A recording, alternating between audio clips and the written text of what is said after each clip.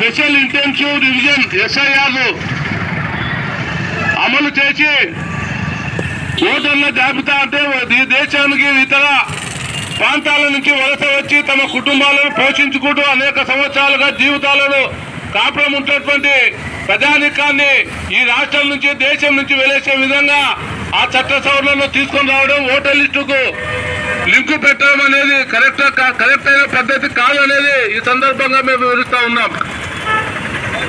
ఎందుకంటే 2019 డిసెంబర్లో NRC CAA బిల్లుకు వ్యతిరేకంగా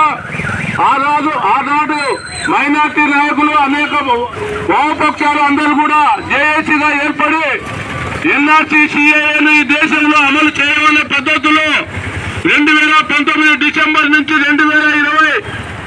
మార్చి వరకు లాక్డౌన్ ప్రకటించేటువంటి వరకు కూడా దేశవ్యాప్తంగా అనేక పోరాటాలు నిర్వహించడం జరిగింది.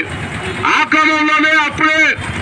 ఈ దేశంలో మైనార్టీలు ఉండకూడదు, హిందుత్వ దేశంగానే భారతదేశం ఉండాలనే పద్ధతుల్లో ఆ రోజు నరేంద్ర మోడీ ఆ చట్టాన్ని తీసుకొస్తే దేశవ్యాప్తంగా